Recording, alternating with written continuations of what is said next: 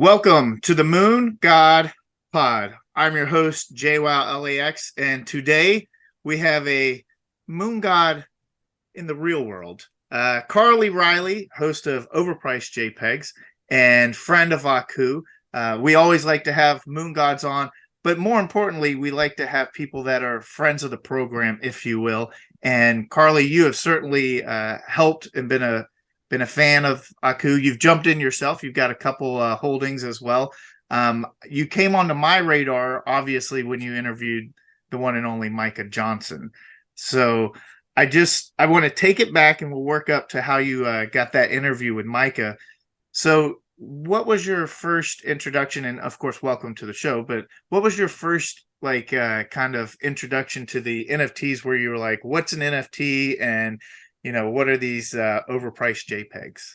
Yeah, I followed crypto a bit back in 2016. First of all, thank you for having me on the show. Big fan, as you said, and big fan of Akutars and of Micah. So I first started tracking crypto in like 2016, probably. I was out of college. I was working at a hedge fund. There was the one like degen in the office who was trying to red pill everybody. And I was like, okay, I'll bite. Like what's happening here? So I owned some Monero back then, which for folks who are OG, it's funny me looking back now. I didn't know anything really then, but I owned some Monero and I was interested in Ethereum. I thought Ethereum seemed interesting, but I didn't own any.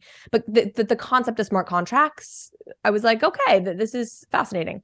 I then did a little brief stint in politics. I served as Andrew Yang's national finance director. I worked on his campaign for about a year and a half, 2 years, was his finance director for the last year or so of that. So I worked with a lot of our big donors, and there were a couple of folks who were like really into Bitcoin and crypto. So that kept it, I'd say, on my radar during the winter period of 2018, 2019. And then in early 2020, I left politics, worked at a venture studio. Early 2021, it really, I then was reintroduced to it and was seeing what was happening in DeFi, realizing what a movement and community there was, found Bankless. And so DeFi was really, I was like, oh shit. Like, do we curse? Can we curse on this podcast? Okay. I was like, oh shit, like they're doing it. All these things that were theoretical about Ethereum back in 2016, 2017 that I thought were interesting. Some of this is really coming to fruition. That's fascinating. So I really started to dive deeper. And then it was probably in April or maybe it was March of 2021 where the NFT thing hit my radar. And I was like, oh, this is even more fun to me than just some of the DeFi yield farming stuff. And it clicked fairly quickly for me, I would say. I mean, the last 2 years, you learn so much as you ensconce yourself in this space. Even if you understand it early, it takes time to really understand it. And I feel like the thesis I have now around NFTs, while kind of simple and almost what you hear from the beginning, it's just I have stronger conviction around it than I did in the early days. But pretty early, I was like, oh, okay, I get why this is interesting. I think because I'd had the seed planted 5 years previously. So it wasn't totally new to me. I had found it interesting and kind of played with it 5 years previously. So that's my coming to NFTs story. Isn't it interesting how what I call the time-space continuum of this entire space, so let's say that your real entry was 2019, 2020. You're an OG. Is that like ridiculous? Because in any other industry, like 2-3 years of experience, there's no way that you're like an expert in anything. However, we haven't even really had the 10,000 hour rule. Totally. I was thinking that, to be like considered an expert. And I get it all the time, with people that I come into contact with just in real life. And they're like, what's that Bitcoin thing? And I'm like, they're still like talking about that. There's so much more. Just kind of touch on what your experience is and how just kind of odd now that, especially with your podcast and your voice, like you're kind of becoming an authority in this space. Yeah, I think I agree. It feels funny to be considered an expert. And on the one hand, I take the position that nobody's really an expert in crypto. On the other hand, I do have friends who have been playing not just in crypto, but in NFTs in the form of crypto kitties and curio cards or some of the early incarnations of punks, right? Art on the blockchain since 2017. And some of them I think take offense when people say, oh, there's no experts in crypto and NFTs. And it's like, okay, there aren't, but there are still relative experts. So when things started to blow up with Top Shot in early 2021 and people are like, nobody's an expert, some of the folks who have been hanging out here and building here since 2017 were like, well, okay, but there are people who are experts relative to you, let's say, because we've been here for 3 years. So I'm always sensitive to that. I always want to be sensitive to those folks. So I'm now, 2 solid years into really covering this space. Oh no, I guess it's more 2 years having been in this space and a year and change and having really covering it, let's call it. And so I do feel more comfortable now being like, relative to humanity, I am definitely an expert in this space, and even relative to others. I think there's 2 kinds of people, and those 2 kinds of people can be one type of person. I think you and I would put myself in the category. There's the gold diggers, and then there's the people that are selling the picks and shovels, and so the picks and shovels can be anything from those that are creating, but also the ones that are trying to put like the media spin. Like, I don't like the influencers so much of the NFT space, but I like the people that are doing something real, like telling story, education. If the Twitter farming engagement stuff and the thirst traps, and that just drives me nuts, because I'm kind of weary, because some of these people that you follow that are just building up this following, like the casual thing to always say is not financial advice, but I'm sweeping the floor on AYC. Like, I think that it can be very dangerous. However, there are people like you. I'm trying to do it. There's plenty of other people. PO comes to mind. Like, they're doing a real service. But at the same time, like, you're kind of building a business as well around your podcast. Like when did that kind of click, where you go from like looking at this and this is interesting to I want to have a voice? I was really fortunate in the sense that I had always been interested in media. While I was at that hedge fund I referenced earlier back in 2016, 2017, I had started a show on the side that aired on Vermont public access television. So it was like me and like some cat ladies in Vermont. Nobody watched it, but it was called Once Upon a Political Time. I was looking at the history of different political issues to try and contextualize them today. That's actually what had led me to Andrew Yang into politics, but that's not the point here. The point here is that I'd always been drawn to the idea of I guess having a voice in some way. I like the creative side of making content and educating people and that. And so I had actually, even though after Yang's presidential campaign got suspended, I went and worked at a venture studio, but I actually helped to co-host Yang's podcast at that point intermittently. And so David Hoffman and Ryan Sean Adams, who are the founders of Bankless, who were fans of Yang, had heard me on Yang's podcast before. So when I started to dive into blockchain, I joined a blockchain startup. I'm tweeting about NFTs and crypto, and they see that and they reached out to me. And this was in October of 2020, I guess. 2020. 2021. God, I can't get like, now that we're in 2023, officially, like, I'm off the grid. Like, I have no idea. I keep saying next year when I mean this year. I mean, I've like completely lost the plot. Okay, October 2021. They DM me. 2019 and 2021 is like 1 year. That COVID thing is just a blob. So it's just an amalgam of time. Yeah, exactly. So in that amalgam of time, they DM me and were like, hey, we want to plant a flag in NFTs and the metaverse. And would you do that for us? It's less our thing, right? Like, we're more on the DeFi side.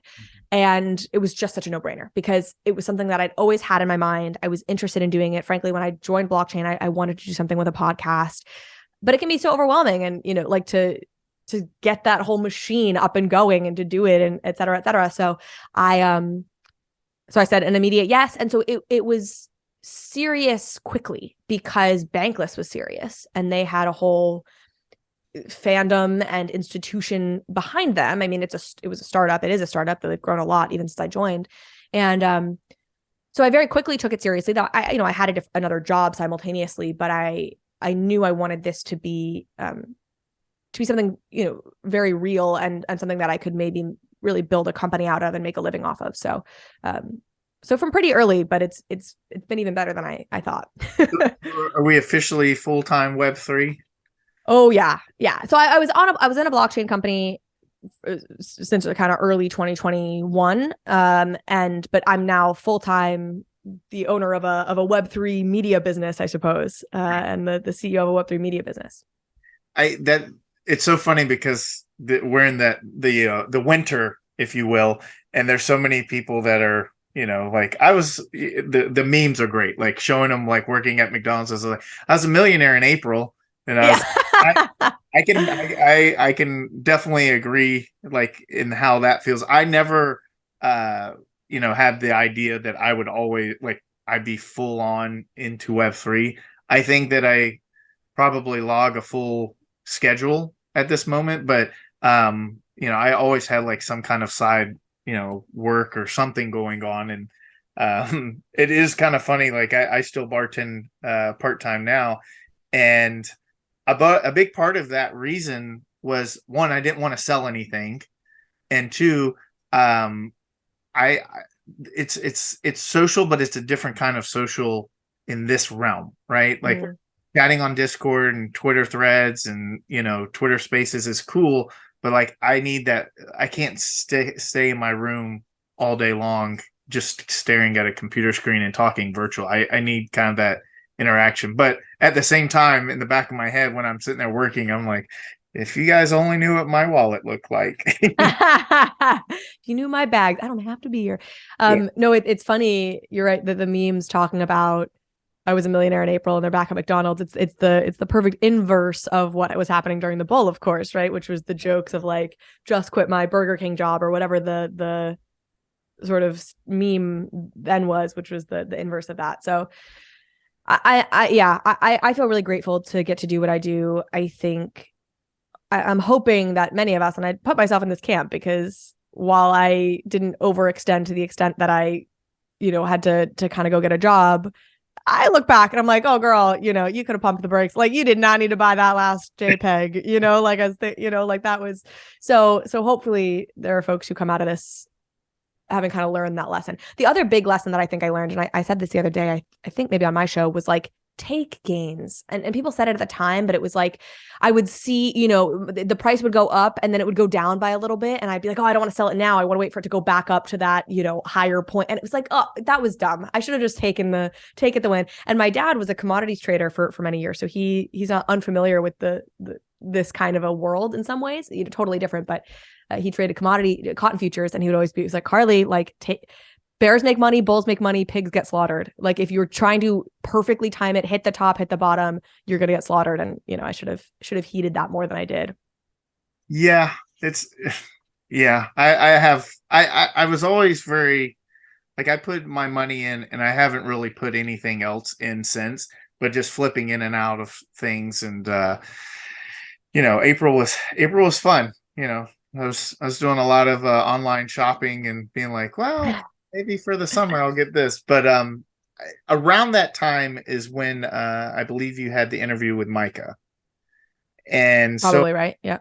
How did Aku and Micah kind of come on your radar, especially where you're at, where I'm sure you're getting inundated with everything, at that time. Actually, if I go back for myself a little bit before, I would be on different like calls or spaces or meet with different people, and they would be like, oh, I'm really bullish on A, B, and C. And I'm like, well, I really like Aku. And they're like, what's Aku? But I didn't know what they were talking about either. I didn't know what their projects were. There was just so many. So how does Aku come to you? Mm-hmm. First, I'll say I don't miss that time. I know people will kill me for saying that, and maybe it was because I was coming at it from a content creator who felt like she couldn't keep up. But like that, the pace of new drops, the pace of new projects was just completely overwhelming to me, and it just led to a perpetual state of FOMO that I don't miss. So from that standpoint, I don't hate the bear.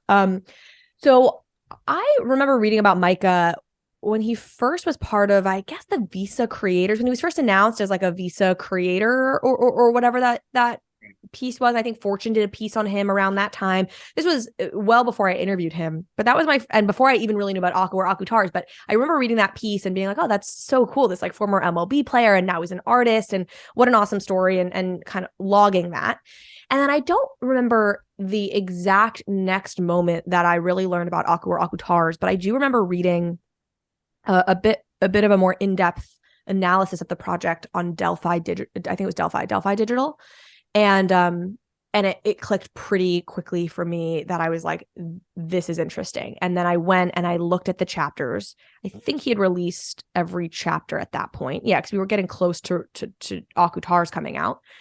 And the art I thought was gorgeous. I loved the music. I loved that the chapters you were getting the glimpse into the like a little glimpse of a movie scene that I thought was incredibly well executed.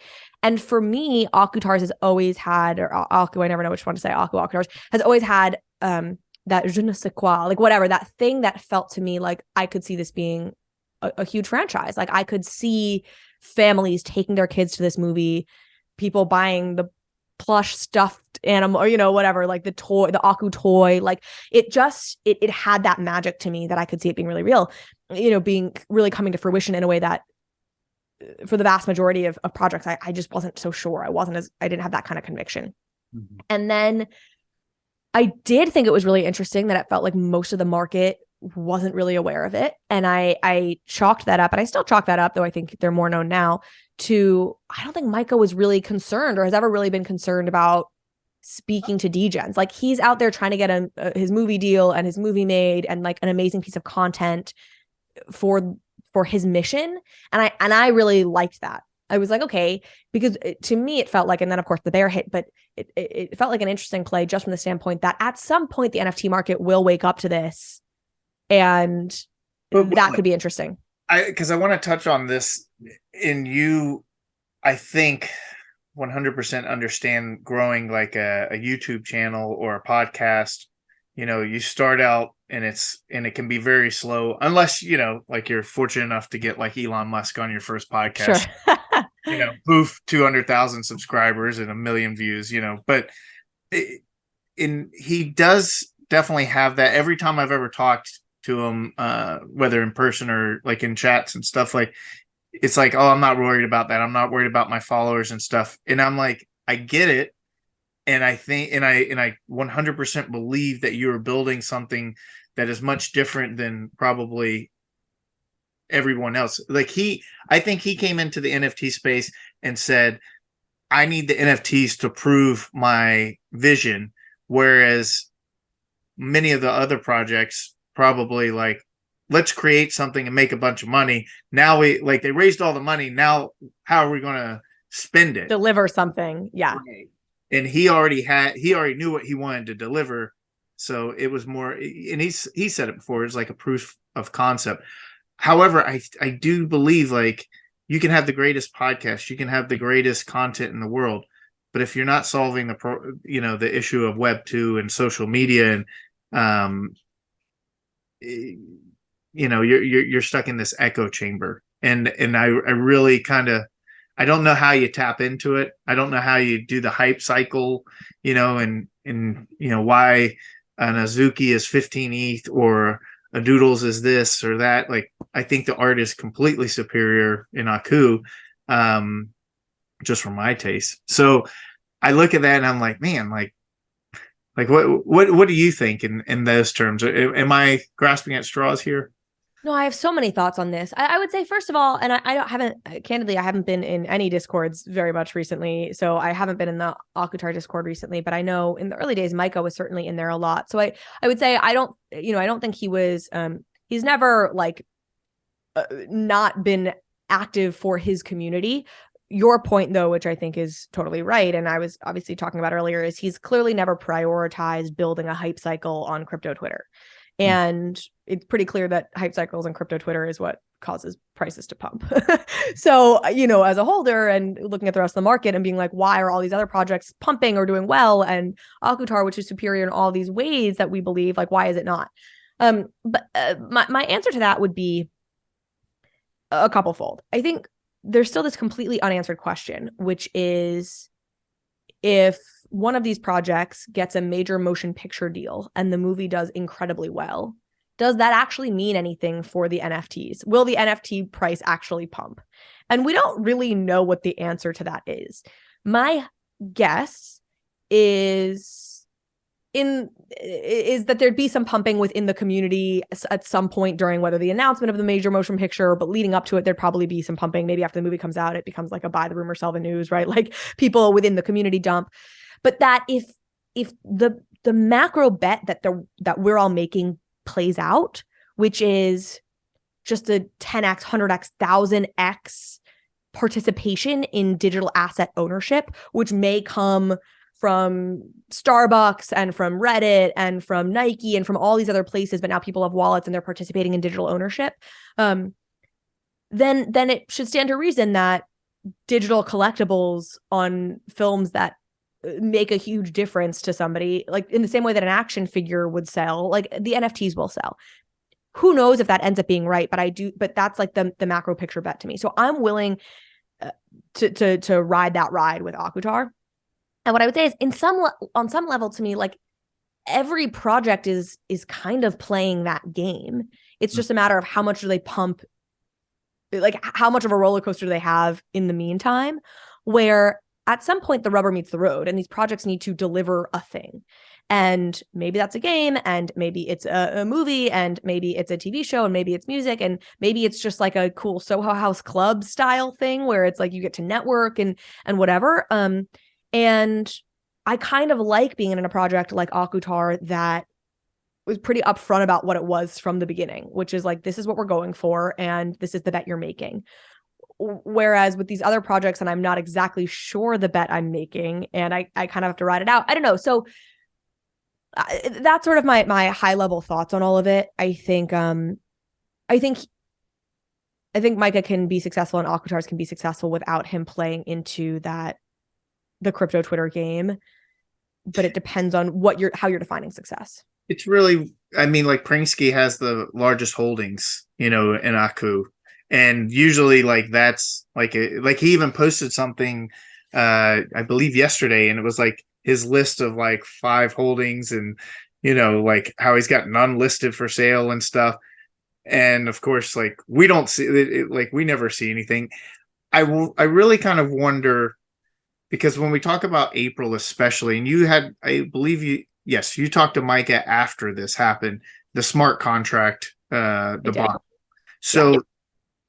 I will tell you this, like I truly believe that once it minted and we were out there and we had a huge run, that like if everything had gone the way it was supposed to go, like I felt like everything was going to like at least 2x from mint day. And so that's why I was kind of like holding in, like I believed like we were finally there, like we were finally getting recognition. And then this smart contract situation happens. And then it's just like the dominoes just fell, because I believe his response was exactly what you would want, like complete ownership. It didn't affect anybody except him. And the other side comes and completely guts the market, and that's what starts perpetuating where we're at now. And so it was just like boom, boom, boom, boom, boom, like all these things kind of happen at the same time. And from what you've seen, like that smart contract situation, like how bad was it, like from the outside? And also, like, are we still feeling effects, do you believe, to this day? Like, do people still think about it? What's the, like, have we kind of recovered as far as the community? And there's a lot to unpack there. I thought what was so striking was how generous I felt like the community reacted to the smart contract failure. And by community, I don't just mean the diehard holder insiders, but also the more casual observers of the project. Obviously, this is just my perspective on it, but I felt like Micah was not heavily penalized for it because he reacted so wonderfully and made sure that everyone was made whole and did what he said he was going to do and took ownership and explained the situation. And so I think the much bigger piece is the point you made, which is probably other side mint, which speaking of just like kind of disastrous rollouts, like the other side mint was a total disaster too. And I mean, other side land is not doing well relative to every other Yuga asset, but I don't think anybody at this point thinks that other side land is still impacted by the way that first mint played out. So I don't think it has a huge effect. I don't think when people think Aku and Akutars, and maybe this is just me, but like personally, as somebody who's not deep in the community, like I'm not hanging out on the Discord, but I am a holder, like I like I don't think about it. You know, when I think of Aku and Akutars, I don't think about that moment. So I don't think it's some sort of chain or anchor around the project that has been holding it back. I want to ask you like about interviewing and kind of running your podcast. Do you feel that I mean I know the answer to this, like, because it's obvious. Like what insights have you really learned since doing your own podcast and kind of being able to talk to so many different people, that was kind of maybe even surprising for you before you kind of really dived in? Insights about podcasting or insights about NFTs? You learned like something that you were like, oh, I was not expecting to kind of learn that. Like whether it's just, I'll give you an example. Like some of the people that we've talked to, you know, this is, I think, episode 23, you know, in just 20 episodes, I'm sitting there with like a notepad and I'm like, what? Really? That's something, you know? And then of course, you know, from the podcast perspective, this is not my first foray into broadcasting. So I have this idea of what I always want to bring to each podcast and like storytelling. But the one thing that I learned very early on from my mentors was just to listen. So I love when like the podcast goes in a completely different direction than I ever imagined. And that's what's fun to me. I agree with that. I think a good guest is really important, which should be obvious, you know, but you realize there's only so much you can do as the host to make a good episode. And that there can be really smart people who don't necessarily make for great podcast guests because they're just, you know, for whatever reason. And I should say, like, and I do genuinely mean this. I have really loved, I couldn't tell you a conversation on my podcast that I didn't really love, but you know, there are again guests who make for better podcast guests and those who make for less good podcast guests. And sometimes it's the smartest people who don't make for the best podcast guests, frankly. So that was definitely a learning of like, oh wow, yeah, like you kind of have to think about how are they as a communicator in addition to what are their ideas. I would say I'm totally with you in the feeling like, oh my gosh, I'm sitting here taking notes during some of these episodes. What's so funny is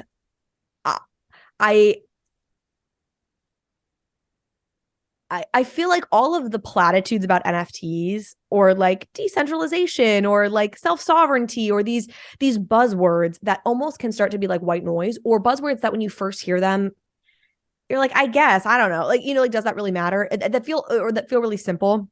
Mm-hmm. I find myself coming back to them again and again, where I'll be having a conversation with somebody or I'll interviewing somebody and they'll say something and I'll be like, oh, wow, that hit me, you know?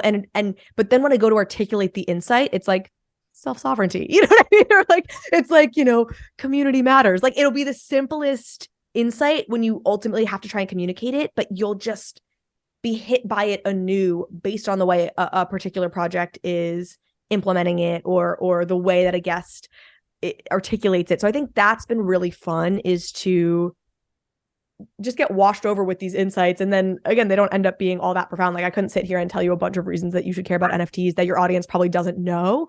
But sometimes it just hits you in a particular way. So that's been something that I find really fun about the podcast. I had that a lot with I had Altered State Machine on the podcast, Aaron McDonald, and he was talking about decentralization and self-sovereignty stuff. And I was like, yeah, that we should do that.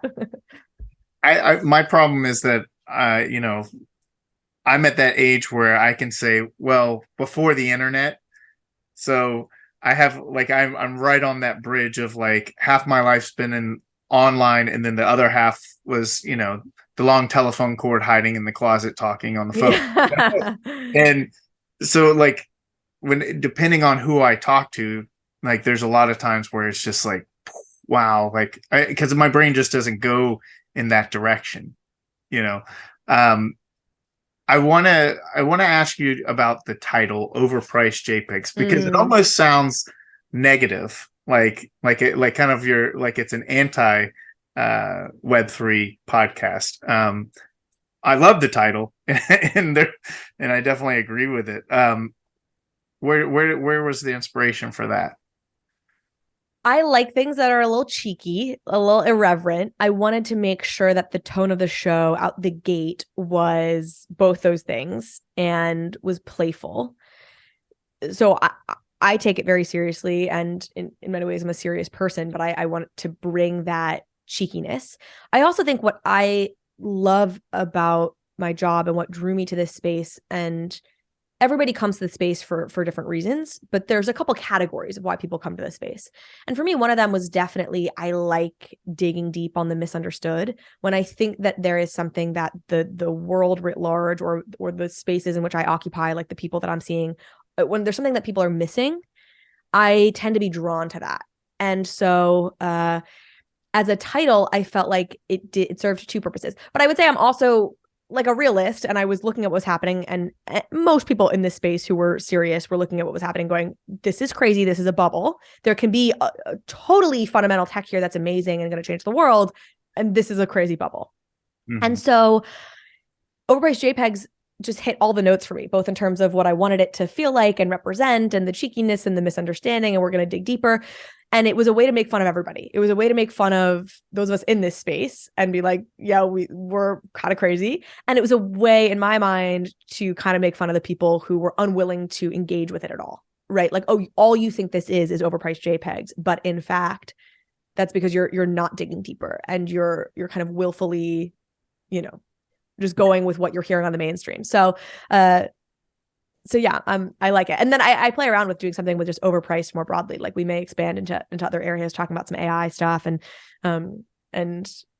how can we apply the overpriced labels in other places. I have a gin line. I have an NFT that we launched, but it's tied to a bottle of gin, and it's called Overpriced Gin. And I just think that's the most fun thing ever, because it also represents, sorry, now I'm really going off on a tangent, but it also just represents like, everything is overpriced, right? Like outside of our basic needs, like food and drink and, as in water. And I don't need to spend whatever money. This is my fiance's shirt, and it's a making fun of the Patriots because he's a big Bills fan. But the point is, like, I'm sure he overpaid for this shirt. Like, everything is just what brings you value. So anyways, that's my long rant. I really wish I hadn't sold all my egg holdings. Like, yeah. The eggs are going crazy.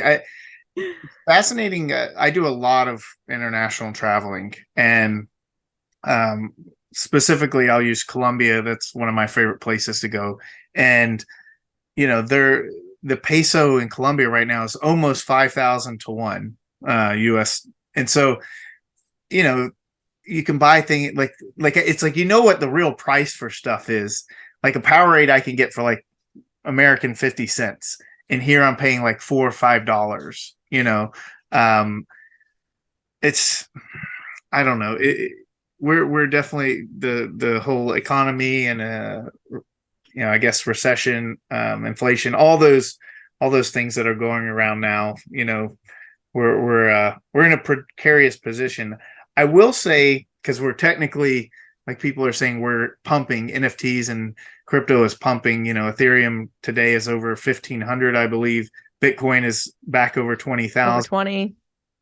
I really truly feel like there's something between January and March, and maybe even April. Like this will be the third year where things go crazy, and and then summer comes and it dies back down. Hopefully we have like a true like kind of bull, but then if we do, it really sits there and just like any expert that can predict it or tries to predict it, it's like none of your metrics work now. like why would it all start pumping now? What would be the reason? So are you asking me, or I'm kind of being rhetorical, but like if you have an answer, I'd love to hear it too. I don't have a great answer. I've been talking to people about this on my show. Initially when things, and this started, I would even say in like November, December. Well, I guess you had FTX in November, but things were going well in December, and I was like, is this just wash trading, and is this just tax loss harvesting at the end of the year stuff? And then it continued. And my theory has sort of been that people just got tired of like the bear and just being sad, and we're like, fuck it, like we're just going back in, like but that's obviously, there's definitely a more scientific answer than that. So I don't have a good answer to you, for you. I think Come on, you're supposed to give us. I know it's surprising to me too in some ways, like because you would think that as people have their New Year's goals, especially in an economic situation like this, the goal would be like save money, and like I'm not just gonna, but I really do think there's just like an energy and a mood to cultures, and we kind of hit a point of just being like tired of being dead. Sam, NFT statistics, he goes by on Twitter, came on the podcast the other day, and he also feels like Yuga sets the tone for the whole space, and Yuga has some more stuff coming out, and they've been teasing the trial of Jimmy the Monkey, and now of course they've had even more things, and that like Yuga having things and trading happening on Yuga is sinking into the rest of the market, which is an interesting theory. The best I got for you, man. Yeah. If I was actually going to check. I listed something for the first time in a really long time, and I'm realizing I'm trying to see if it sold. It hasn't sold. It was one of my like 905. Sorry, Punk 6. What's his name? Punk. What the heck? Punk 6529. His like sees the memes of production. His like meme collection 6529. Anyway, whatever. It was like pumping, and I was like, all right, I'll sell this for an ETH if I can get it. But I don't. Looks like nobody bought it. Swinging. Right. Well, we'll see. It's still probably up, so I might drop the price a little bit, and I'd still sell it for like 0.8. Yeah. And then of course my luck is always there was the project Crypto Chicks. Oh yeah. I know that project well. I minted it and I had like 10, and then it started pumping like early, and I bought like a couple for like half an ETH or something like that, and then it just went like really low, and then about this time last year it started pumping again.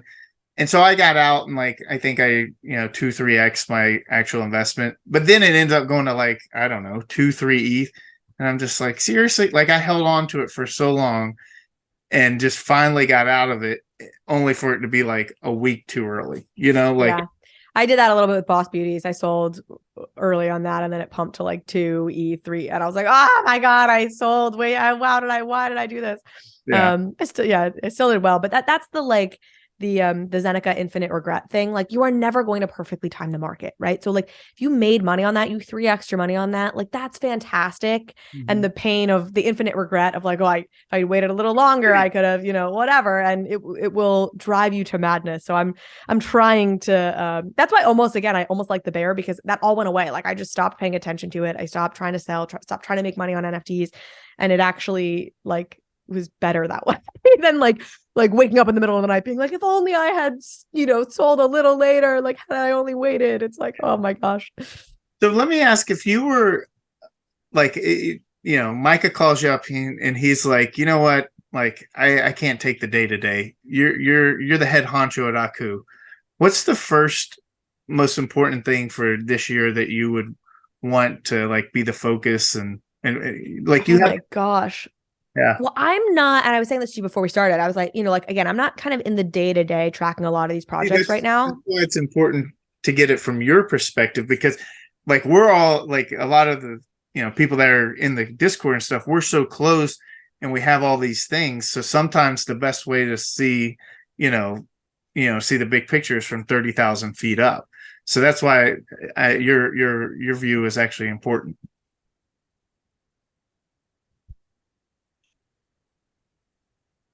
I would okay. Part of the reason I'm struggling with this is I also don't know where Micah is in his various conversations with Disney, and like the D23 thing was really cool to have Micah and Akutar as like, you don't know either. I know. Okay, so let's go with this. I'll go with this. So I would say, which I think they've announced. So he did this Instagram drop recently. They did the Instagram drop recently. Mm-hmm. Is there something about making content with Aku and Akutars on Instagram? I don't know. Honestly, here's how I feel about the Instagram. I think first of all, Aku has done crazy cool stuff compared to everybody else in the space, almost combined. Like the Visa, Disney, Time Magazine, now Instagram. I look at Instagram without knowing much. It feels a lot like the timepiece. Like it can be historic, but only if we look back and we decide it's an historic moment. Mm-hmm. Mm-hmm. I don't know what like utility or what the path is for that. I almost kind of feel like it's comparable to like what Timepiece was for Aku. You know what I mean? Like, Yeah. so I would start making super high quality, short, animated, obviously, Akutar content for social that is starting to flesh out the story that could start drawing in everyone. So if you're a, you're a Web3 fan and like the cool, you like it, but then you're also targeting the world of people who are on social, who families. I mean, that's a huge, I talk about it on my show all the time. Kids rule the world. And that's why I love Aku and I love Akutar. But I think if they like really high quality vertical short content that starts telling the story, starts introducing Aku, the character, to the mass market, give me a magic wand, put me in front of Akutars, and I know nothing about what they have going on behind the scenes. And that's what my first instinct is. I'm 100% in agreement to that. I've said for a long time, like I use the example of Maverick. Huge box office success built off the 80s reputation. However, that first trailer I believe hit in like 2019, and then COVID happened. Like it was supposed to be released, but everyone that was kind of a fan of I'm not a fan of Tom Cruise, but it's Top Gun. He's Maverick. I was been waiting, and I would constantly like every month or so check back just from this 45-second trailer. Like that was always something that I thought we need. But like to your point, like an animation or a cartoon or something like the Mega Moon Gods are interesting because I think they kind of are like Power Rangers. So we have like the commercial rights. Like if a couple of us got together and like Voltron, like combined forces, and something like that. That's not my wheelhouse, like I wouldn't know how to kind of create that, but like all these things, like I think, I'm sure that they've got some ideas, and it's not like we just reinvented the wheel for them. But to your point, like I think that's exactly, I'm on the same page as you. Well, and I think so much Hollywood's in shambles right now. The streaming services are trying to figure out their business models. Content, they're slashing content budgets from where they had been. So these companies, my senses, are going to want to make bets that they know are going to work, right? We've seen that, movie theaters have been doing that for forever, right? The only movies that make it to movie theaters or that do well in movie theaters are Marvel and Top Gun, right? It's things that are age-old franchises in many ways. It's not new stuff because you can't afford to make a new bet on movie theater plays anymore because it's just a failing business. And streaming services could make all these bets, but of course now they're flailing a bit and don't have the same kind of money they did. So they're going to want to make more quote unquote sure bets. And so what's one way to create a more quote unquote sure bet is to build a massive audience on social and to have already reasons to believe that there's an audience craving that. If you're new IP, because old IP, Wednesday Addams, the Addams Family, that's old IP. Like if it's old IP, it's different. But if you're new IP, you have to create that. You have to create the belief that people want your content. And Aku they have these little tiny snippets for their chapter NFTs that I was drawn into. I'm like, this is visually beautiful. The music, the whole feel is so cool.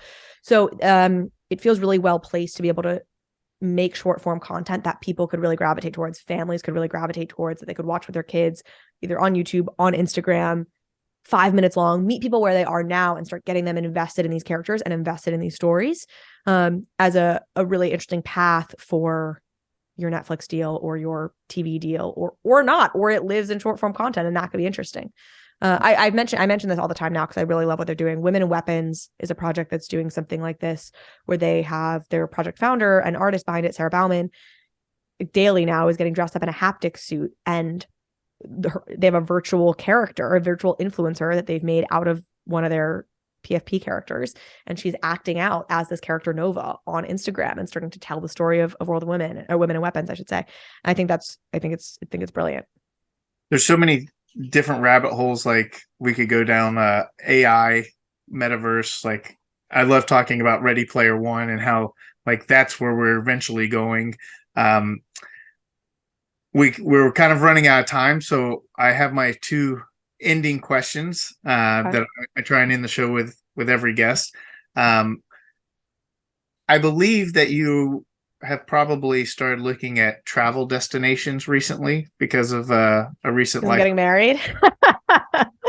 Yeah, so we're not honeymooning right away because I can't take that much time off. Well, fortunately, this is the fantasy game. So Love it. my question is, what is one place in the world that you would like to travel that is not something that would be typical and not like even like a honeymoon destination like a Bali or Fiji? So not Italy, which is where I want to go. Nope. But something where like you came across in it's like, oh, I gotta like that's something that I would really want to see. I do follow a lot of travel Instagram accounts because I find it very soothing. And there's this trend right now on travel Instagram accounts. If anybody follows them, even if you don't, you've probably seen this, but like, they start with like the Google Maps zoomed out view and then it zooms into a location and then you actually see like drone footage of that location. There's all these beautiful spots there that I've seen, like places in Croatia, like beaches on Croatia that are incredible, or that are like more secluded. Switzerland, I've been seeing all these like villages in Switzerland. I don't know that those are like totally off the beaten path. I'm still in Europe in what I'm describing here, but that are just the most quaint storybook villages you've ever seen. Some places kind of on the cusp of Italy and France. I guess that's the French Riviera. I've been seeing a lot on Instagram. I will say though, more out of the box. I would love. I don't know if this is really more out of the box. I mean, it's a major city. Well, I went to the Amazon earlier this year, like the Amazon rainforest. What part of the Amazon? I stayed we were staying in a city called Pauini. And it's like the only city in a while in this part of the Amazon rainforest. I forget I don't know what like the, I don't know, district would have been. I mean, to get there, to give you a sense, like, so I'm in New York City. So I flew from New York City to Sao Paulo. And then from Sao Paulo to Rio Branco, I took a flight internally within Brazil. Then we drove 4 hours from Rio Branco to Boca de Acre, another, kind of small city. And then it was a 7-hour boat ride from Boca de Acre to Pauini. And that was basically the way to get to this place that we were trying to go. So it was a 3-day journey, including a 7-hour boat ride. And that's the only way to get there. So like, it was the heart of the jungle. But there's a city, it's a city. It's small. I think it's 20,000 people, but there's one restaurant that isn't open all the time. You have to call in advance to say you want to come to this restaurant. So it's but that wasn't necessarily on that. I wouldn't have necessarily put that on my list. Like if you'd asked this question before I took that trip, but that was incredible. And we would be on boats for 3 to 5 hours a day, traveling to different, communities, and no service, like I had no phone service for a lot of it, no internet. And there was something so like wonderful about that, and met some of the most amazing people. And so I would definitely go back. I would go back to the Amazon. I don't know. Long answer to what I think was supposed to be like a short answer. So the closest I've been to the Amazon is I was in Ecuador, and I literally saw it was like BuzzFeed, like top 25 things you got to see, and there was a swing in Ecuador, in Baños, Ecuador, off the side of a mountain, and I was just like, you know what, I got to go see that, and I literally jumped on a plane. No, never been to Ecuador, no clue. Flew into Quito, 8-hour bus ride, and like people are jumping on and off the bus as it's moving, like selling, plantains and stuff. And I finally get to it and, hire a driver, and he takes me up the mountain, and it's just this swing. And it ends up cool. It ends up being the cover of my book. But I wrote the book after. And then when I was trying to figure out like, what should I do? And I was like, that's the perfect picture. Yeah. Like that encapsulates who I am. And so it's like things just work out, and I think it's important. I would, to answer your question, it was the Brazilian Amazon. I realized that's what you were trying to ask. That it was Brazil. Yeah. I will, Swiss sounds great. Hot chocolate, in the Alps for chocolate sure. And cheese. Like what could be better? Yeah. I don't know if you're allowed to bring your own knife. You probably have to buy one there, but the Swiss. You probably check a knife. Yeah. Like in a checked bag.